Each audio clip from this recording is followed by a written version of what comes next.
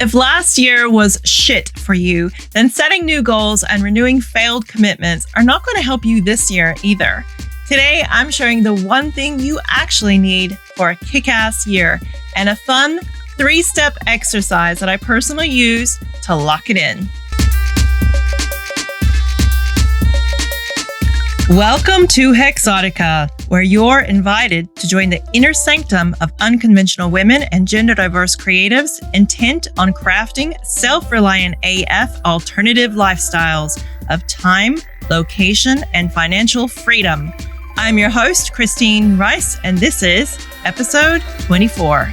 Welcome back to the world of Hexotica, little signets. I hope you had a wonderful Christmas and a happy new year. I, for one, am so glad that we finally could say, fuck off to 2025. What a horrible year politically for Americans and for the world, having to put up with American politics. But also just a lot of things were just out of whack last year and not a lot to look forward to. But this year, it's different. We get a new start. We get a tabula rasa. And I think it's a good idea to come in with some renewed energy of at least hoping things will be not as shitty, yeah? And we can make things better in our own lives, which is what this podcast is about today. So if you haven't heard the podcast before, we have this little thing here where if you're watching this on YouTube, give me a hex yeah in the comments to let me know that you're watching it. And that way I can follow you and support you with your online business anywhere that you are. If you've got a YouTube channel, if you're doing something that you need a little love, a hex yeah will get that love reciprocated, I promise. And so let's start with today's episode. I'm so excited about it because I really personally love setting goals. I love looking at the year ahead. I like planning. But for many years, setting goals, there was something that just didn't click for me. And this episode is about the thing that started to make everything click and everything work. Because I really want you to have the best year. I want to be your marketing mentor, whether you're paying me or not. I'm here to support you. And if you have taken the time to listen to this podcast, then thank you so much. I'm so glad that you are here.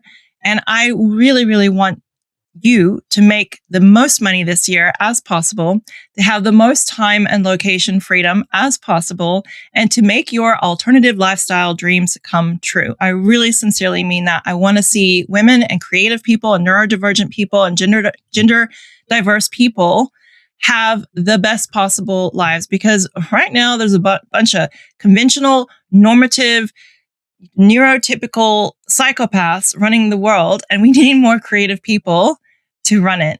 And the way we do that is to make more money. So I don't know about you, but I'm ambitious as fuck this year. I want to make 6 figures, no less. So that's the energy that we're going to start this year off, even though last year may have been it may not have been the best year for you. It wasn't the best year for me, but I don't like to say it was a terrible year or I hated it or it was awful, because my manifestational beliefs, I don't believe in talking like that. I think that it's better to have a reframing. So anything negative that happened, I reframe it and I ask myself, what lesson did I learn from it? And how can I move forward to allow myself to grow from what I learned? And in making goals, this is one of the most important skills that you can have with running an online business or with just your life. If you want to get somewhere, you've got to have a map. And that's what goals are. But a lot of people, they don't do goals right. They think that they have this desire and that's going to be enough. But we need more than desire. We need commitments. And to have a commitment, to stick to a commitment, you need what I'm going to be talking about today, this critical thing, which is, it is the idea of who you believe yourself to be. It's your idea about yourself, your identity. Identity underpins all of your experiences in life, right? It underpins friendship, underpins love, partying, travel, money, manifesting, especially attractiveness. It underpins how much wealth you earn. It underpins your health and how you treat your body. And it underpins your impact in this world. It underpins everything. So I came up with an identity exercise that has helped me get more out of myself and my life year after year. So I'm going to share that with you today. And I'm going to explain why you need to rethink your identity first if you want to have a better year. And then I'm going to give you the exact self-transformation exercise to follow to discover for yourself how freaking powerful focusing on your identity can be for helping you make massive changes for the better in your life, because that is what I want for you. So you might want to get out a piece of paper because you do not want to miss these 3 steps at the end. And I would love to see what you write down after listening to this episode. And I apologize to my listeners if you hear this little crunchy sound. This is my fan because it's hot as fuck today in Melbourne, summertime here. And a lot of the old houses in Australia, unlike in the US, don't have central air conditioning or heating. So my office is cut off from the air conditioner that we have in the lounge. And in order for you to not have to hear my dogs and all the noises in the house, I have to keep the door shut, which makes it really hot in here. So sorry about that. So let me share with you how this concept really hit home with me. A few years back, I came across something somewhere that just blew my mind in regards to setting goals and making habits. And it was in the amazing book called Atomic Habits by James Clear, which is a must read if you are struggling to commit to habits or to make big changes in your life. He said, it's actually easier to step into a new identity than it is to try to create new habits and behaviors in a vacuum.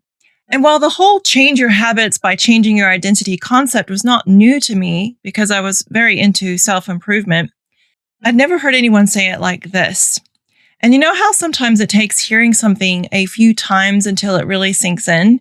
Yeah, it was something like that. It was like an aha moment where a kind of rocket ship of a concept finally started to take off in my head. Because I already knew how important it was to create the identity that I desired. But I suddenly realized that I had never really put as much thought into that identity as I needed to. And a lot of people don't. So if you're like, yeah, identity, okay, so, whatever, you might have heard you need an identity. I want you to consider how important this is. And I want to drill down on why you need to be thinking about this on an entirely new level. Because this is truly the kind of thought work that can change your life. The more that you can think about identity with valuable questions, the more you are going to be able to change things in your life that you are struggling with right now. So first of all, let's define what identity is to work out how you might be thinking about it now and how you can start thinking about it on this whole new level. If you want to have the best year ever, it's more about being, not doing. So if you're like I used to be, the big mistake that you're probably making when you set your goals is that you're underestimating the importance of an energetic alignment with them. Now, energetic misalignment is the gap between what we want to do and how capable we actually are of doing it. But being capable of anything in life always starts with self-belief. Self-belief is rooted in our subconscious beliefs about our worthiness. Now, while there is a lot we could unpack in rewiring your brain to believe you are worthy, what's important to know here is this. Who you think you are is based on this subconscious belief about your worthiness. So if you want to have a better year, start by examining how your identity reflects your self-worth. This is how to think about identity. It's not, I am a Gen X, single, child-free, dual American, Australian business and marketing mentor, which is me, by the way. And it's not what you do or have done that makes you who you are. Those are identifiers, but they are not the inner experiencing you. Identity is about being. It's not how we look or what we have or what passports we hold. And while there are many other different ways to define being, the one that I find most useful for making life more awesome every year is to define being as what we put up with and accept in our life. Interesting, huh? It's personal standards. Now, how you treat yourself and how you let others treat you are all a reflection of how worthy you view yourself. So this simplifies how to wrap your mind around the actual day-to-day steps required to make everything better, doesn't it? You focus on your self-worth and your identity first. Changing yourself to up-level your life is an identity project. It's about being, not doing, and raising the fucking standards on everything in your life. That's how you guarantee you have a better year. You raise your standards to make damn sure it's a better standard than all the years that came before. And the good news is here that raising your standards, even by the smallest little bit, will help you make massive shifts. James Clear often says, even 1% better every year will help a lot. 1% improvement in your habits makes a massive change. So here's how having a stronger identity helps you enjoy life so much more. If you think like I used to, that you need to do something in order to have something, in order to be someone, then that is ass backwards. But the magic of self-transformation is in being first in order to have the energetic alignment required to have what you want. So here's a simple explanation on why. Say you want to grow your social network and have heaps more fun social experiences this new year.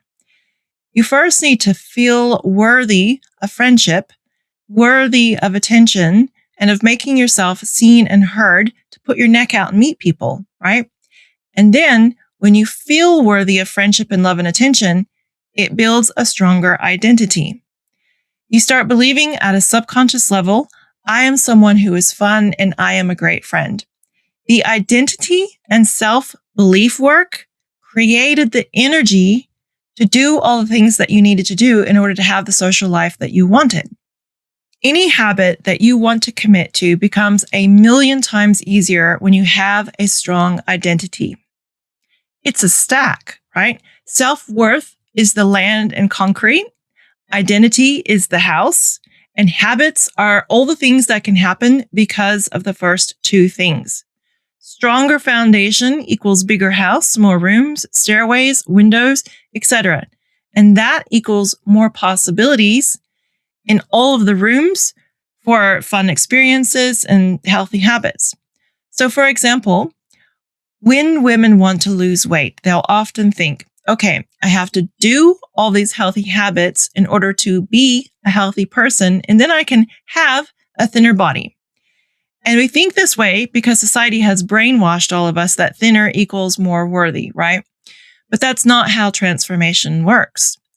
You start not by meal prepping, but by reminding yourself that you are worthy just as you are now. That sense of being already worthy becomes the identity of someone who eats whole foods and does weights every day, for example. And then as that person feeling worthy, choosing the grilled fish and veggies instead of the bacon, cheese, hamburger, and fries is just a thing that you do. There's less willpower involved, if at all. It's just you. You don't eat garbage. That's your identity. So this is the secret to badassery. Rock solid self-worth that feeds into a stronger identity that feeds into natural and effortless habits. It's also the core foundation of manifesting whatever you want in your life. So here's another example for you around romance. Once you believe that you are worthy, you believe you are worthy of nice things in life and you deserve to be treated well, right? So your identity might be someone who is a glamour puss who deserves nice things. And being that person means that when you have a date with a guy who shows up half an hour late without ever texting you, and he is dressed like a hobo and smells like ass when he shows up, you are in the habit of calling it out saying, hard no, We're not a good fit. Goodbye. Walking out and no apologizing. It's just who you are. Your standard of being in the world requires that you be treated better than that. Now, let me introduce you to my 3 selves timeline method to help you strengthen your identity now. This is the same exercise that I use at least once a month to work on a specific area of my life I want to improve. Oh God, I said specific, right? Yay. All right. Step 1, describe past you. First, dive into what you used to be like many years ago. Describe her life and habits using third-person narrative. That's important. It's important to describe her in detail because you need to understand how your values have changed.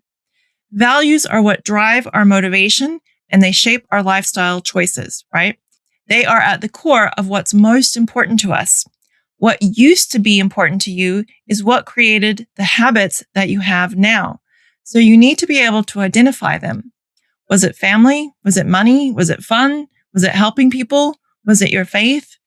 I use ChatGPT to give me a long list of values so that I could identify the ones that used to mean a lot to me, but aren't as important now. Step 2, describe yesterday you. After you've written a succinct little summary of past you, now bring it to focus yesterday you. This is a you that is a lot closer to your current self. Think of who you were just last year in 2025. Yesterday you's values have changed a lot since past you, but she's still donkey packing all those old bad habits that you want to kick to the curb this year, right? So I found it helpful to bring into focus this second version of me who I want to change because she's the bridge between the past and the future. Any future changes I want to make kind of ride on how she's feeling about herself and how she's handling that bridge. This part was powerful as fuck for me. I dredged up quite a lot of crusty old hidden crap. Like, quote, most of the time she feels frustrated with how slow progress is taking and she sabotages that progress and then projects her disappointment with herself onto her partner. Whoa, right? Again, it's important to write this in third person because you want to create that space between yourself and this you that you want to change. And that helps you to withhold judgment. You need to stay aloof as you write this. Don't get upset and start bawling your head off or start judging, have all the critical thoughts going through your head. And it's not that we want to think about this factually. Think about this person as a different person. This is past you. This is 2025 you. This is not the you that you are becoming. She's gone.